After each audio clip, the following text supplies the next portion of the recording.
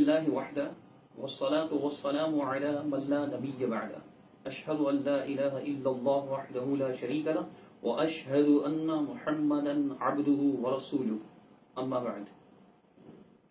ایک دو دن پہلے بعض دوستوں نے واٹس ایپ کے ذریعے سے مفتی طارق مسعود صاحب کا ایک کلپ بھیجا، مختصر سا 2.5-3 منٹ کا، جس میں مفتی صاحب صحیح مسلم شریف کی حدیث جو ہے طلاق ثلاثہ سے متعلق اس کے ترجمے پر کچھ گفتگو فرما رہے ہیں۔ یہ معروف حدیث ہے کہ رسول اللہ صلی اللہ علیہ وسلم کے زمانے میں اور اسی طرح سیدنا ابو بکر صدیق رضی اللہ تعالیٰ عنہ کے بابرکت زمانے میں اور سیدنا عمر فاروق رضی اللہ تعالیٰ عنہ کے خلافت کے ابتدائی 2 سالوں میں 3 طلاقوں کو ایک سمجھا جاتا تھا۔ کہیں انہوں نے پڑھ لیا اس کا ترجمہ کہ جس میں اکٹھی کا لفظ آ گیا ہے۔ اس پر اعتراض کرتے ہوئے مفتی صاحب کیا ارشاد فرماتے ہیں، آپ سن لیجیے گا۔ یہ جو آپ نے صحیح مسلم کی حدیث کا ترجمہ کیا کہ نبی کے دور میں اکٹھی 3 طلاقیں ایک سمجھی جاتی تھی، اس میں اکٹھی کا لفظ کیا کریں؟ حذف کریں۔ یہ صحابی کا بیان نہیں ہے۔ آپ نے سنا بلکہ دیکھا بھی کہ مفتی صاحب کو اس بات پر اعتراض ہے کہ جی یہاں اکٹھی کا لفظ کیوں بولا گیا ہے، اس کو نکال لیں، یہ غلط ہے۔ اور پھر اس پر مفتی طارق مسعود صاحب جو ہے مزید سخت کمنٹ کرتے ہیں، آگے ارشاد فرماتے ہیں تبصرہ فرماتے ہوئے، آپ سن لیجئے، دیکھیں کیا کہتے ہیں۔ صرف کتابیں پڑھ کے مفتی نہیں بن جاتا، اسے کیا پتا کہ یہ کتاب میں جو حدیث کا ترجمہ ہے یہ بھی، اور آج خیانتیں بہت ہیں، ہر آدمی اپنے مسلک کے حساب سے حدیثوں کو ڈیفائن کر رہا ہے، ترجمے اپنے مسلک کے حساب سے کر رہا ہوتا ہے۔ تو شاید وہ اہل حدیث ہیں، شاید انہوں نے اس وجہ سے کر دیا، مجھے نہیں، یقین سے نہیں میں کہہ سکتا۔ آپ نے مفتی طارق مسعود صاحب کا کلپ سنا، مفتی صاحب یہاں یہ اعتراض فرما رہے ہیں کہ جی لوگ احادیث کا ترجمہ اپنے مسلک کے حساب سے حدیثوں کو ڈیفائن کر رہا ہوتا ہے ہر کوئی، اور ترجمہ بھی اپنے مسلک کے حساب سے کر رہا ہوتا ہے۔ یعنی مفتی صاحب کا یہ کہنا، پہلے اکٹھی لفظ پر اعتراض کرنا اور پھر مفتی صاحب کا یہ فرمانا کہ جی مذہب کے حساب سے ترجمہ کر رہا ہوتا ہے، مسلک کے حساب سے ترجمہ کر رہا ہوتا ہے، اور پھر اہل حدیث پر بھی اعتراض کر رہے ہیں اور اسے خیانت بھی قرار دے رہے ہیں اس ترجمے کو، تو عرض یہ ہے کہ اس میں کسی قسم کی کوئی خیانت نہیں ہے، یہ حدیث کا متبادر معنی ہے، اور صرف علماء اہل حدیث نہیں بلکہ علماء دیوبند نے بھی یہ ترجمہ کر رکھا ہے۔ مثال کے طور پر میں آپ کے سامنے ایک ترجمہ رکھوں گا، بلکہ 2 ترجمے رکھوں گا علماء دیوبند کے، ویسے تو کئی ترجمے رکھے جا سکتے ہیں لیکن فی الحال بس مختصر اختصار کے ساتھ چونکہ بات ترجمے کی ہے، تو یہ پہلا ترجمہ جو ہے دارالعلوم کراچی جو علماء دیوبند کا ایک نامور دینی مدرسہ ہے اور مفتی شفیع صاحب کا قائم فرمودہ، اور آج کل جو ہے وہ مفتی رفیع صاحب اس کے صدر ہیں اور مفتی تقی عثمانی صاحب وہاں شیخ الحدیث ہیں۔ اس ادارے کے ایک استاذ ہیں مولانا محمد زکریا اقبال صاحب، جو متخصص فی الحدیث بھی ہیں۔ انہوں نے صحیح مسلم کا ترجمہ کیا ہے جسے ان کے ہی معروف ادارہ دارالارشاد کراچی نے تفہیم المسلم کے نام سے شائع کیا ہے۔ اس کی جلد نمبر 2 اور صفحہ نمبر 502 پر اس حدیث کا ترجمہ کیا لکھا ہوا ہے آپ توجہ سے دیکھ لیجئے، اب اسکین ساتھ لگا رہے ہیں اور اختصار کے ساتھ میں پڑھ کے سنا رہا ہوں۔ بات اعتراض جو ہے وہ اس پر ہے کہ اکٹھی کیوں ہے، بس اسی اعتراض کی حد تک میں اس ترجمے کو پڑھوں گا، مکمل جو پڑھنا چاہے اسکین ساتھ لگا ہوا ہے آپ دیکھ لیجئے گا اور خوب غور سے پڑھ بھی لیجئے گا۔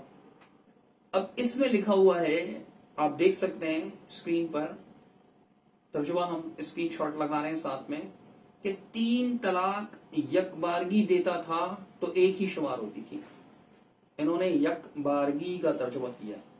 اسی طرح علماء دیوبند کا ایک معروف ادارہ اسلامیات کراچی اور لاہور اور کراچی، یہ بھی مفتی تقی عثمانی صاحب کے جو ریلیٹیوز ہیں، ان کے رشتہ دار وغیرہ ہیں، انہی کا ہے اور معروف دینی ادارہ ہے۔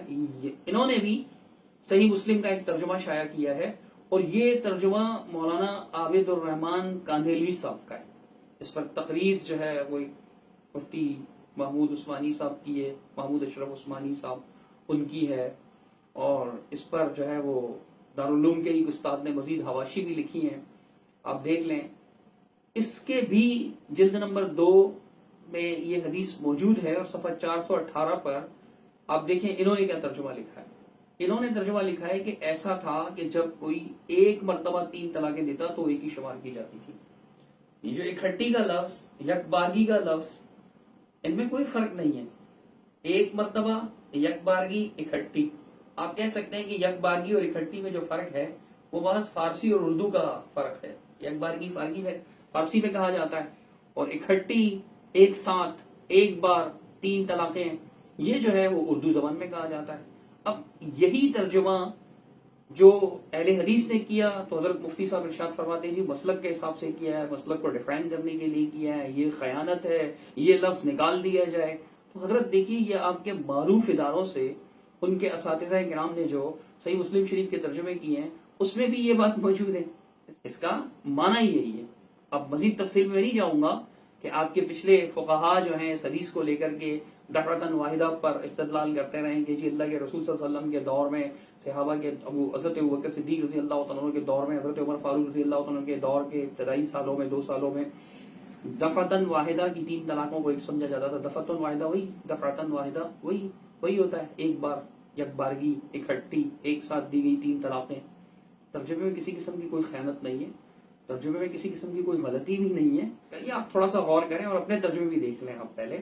اس کے بعد اگر مفتی صاحب نے اپنے ترجمے دیکھے ہوتے تو وہ کم از کم اتنا سخت فتویٰ نہ دیتے کہ جی یہ خیانت ہے اور مسلک کو دفاع کرنے کے لیے کیا گیا ہے. آگے مفتی صاحب نے ایک اور بات بھی ارشاد فرمائی ہے، پہلے آپ وہ سن لیجئے، پھر انشاءاللہ میں اس کے بارے میں کچھ عرض کرتا ہوں. موطا امام مالک میں موجود ہے، ابو داؤد میں موجود ہے کہ زمانے جاہلیت میں جیسے متع جائز تھا صحیح مسلم کی حدیث کے مطابق، ایسے ہی 3 طلاقیں چاہے ایک مجلس کی ہوں یا 10 مجلس کی ہوں، 3 ایک سمجھی جاتی تھی. اسلام نے اس حکم کو منسوخ کیا ہے.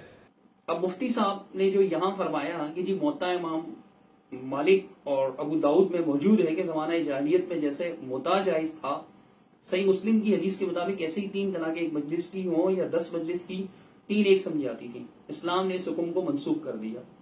میری مفتی طارق مسعود صاحب سے مختصر سی گزارش ہے کہ موطا امام مالک میں یا سنن نبی داؤد میں یہ بات دکھا دیجئے کہ جیسے زمانہ جاہلیت میں متع جائز تھا، ایسے ایک مجلس کی یا کئی مجلس کی 3 طلاقوں کو ایک مجلس کی چونکہ مفتی صاحب نے ایک مجلس بھی کہا ہے، ایک مجلس کی یا کئی مجلس کی طلاقوں کو جو ہے وہ کئی مجلسوں کی 3 طلاقوں کو ایک سمجھا جاتا تھا. یہ موطا امام مالک میں دکھا دیں. پھر اسلام نے اس کو منسوخ کیا. پورا بیان مفتی صاحب کا یہی ہے نا. موطا امام مالک کے کس صفحہ پر ہے، جیسے ہم نے اسکین لگایا ایسے مفتی صاحب اسکین لگا دیں، لوگوں کو بتائیں نا، ثبوت تو دیں. اور لوگوں کو بھی چاہیے کہ مفتی صاحب کو جو ہے وہ میسج کریں کہ مفتی صاحب یہ جو آپ نے بات کہی ہے اس کا اسکین لگا دیجیے موطا امام مالک کا اور سنن نبی داؤد کا، تاکہ ہماری معلومات میں اضافہ ہو. اقول قولی ھذا استغفر اللہ.